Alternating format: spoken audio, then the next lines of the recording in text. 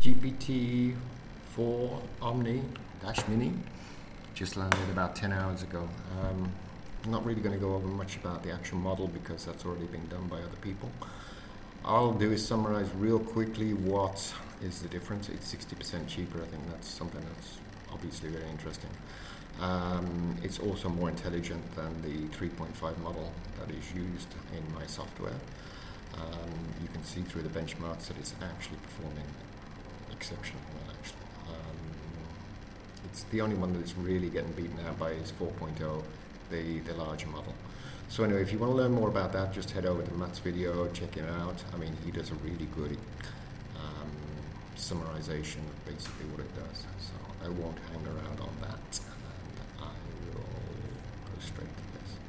So pretty recently I put up an article just as a sample, really more on my blog, to show what the results were if you were doing that.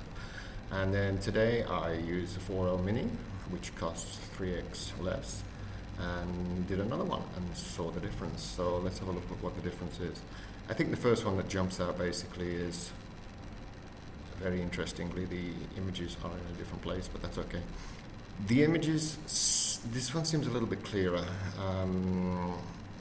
I found that using 4o but not the mini version is that the prompt that I use does produce better images, so that's a nice part to start with. I'm not going to go through and read all of this. I'm going to keep this video very, very short. It's more just to say that basically there is a new model out there. It is extremely cheap. We'll be able to use agents with it now.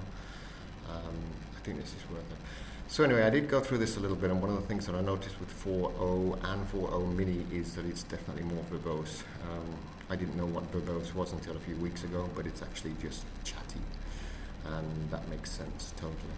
So I found that with this new model it is a little bit more chatty, but it does tend to put out a better content than the 3.5 version. So I read through this earlier on. I'm not going to bore you with it. If you want to go and check it out, you could just go straight over to, where are we, samples. You can go over to category samples and you can see the two there, compare them yourselves. From the, one of the things that I did notice is that it is doing a little bit like I've seen in 4.0, where it adds a little bit too much stuff. Not bad stuff, it's just kind of like puts a tip number down here, and I really don't like that kind of thing, so I'm going to have to adjust my prompts to work better with it. Apart from that, what else did I see? The thing that I saw was also here, the fact comes out great with 3.5.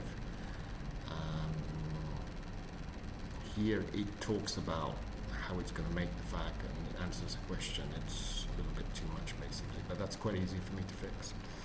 Last of all, what I can tell you is as well is this, they were both done with exactly the same parameters, which was basically, what did I do? I used humanize for both of them. This is the 3.5 version, so it came out 69% AI, which really is not great, and I can honestly say I'm not even proud of that. This new one came out at 32%, which is significantly better, and for those of you who obsess over this generated by AI, that's really a good sign. So that's about it for this video. It really boils down to the simple fact that there is now a model out there that it is 3 times cheaper than 3.5, which would make it 30 times cheaper than 4o. 4o costs you roughly 25 cents an article. The 3.5 version was 2.5 cents. We're now down to about 1 cent an article for an article of this length. The last thing that I'll mention is this one was definitely a lot longer in length than the 3.5 version. So that's about it. If you have any questions, just let me know in the comments, and a like or a subscribe is always appreciated. Thank you.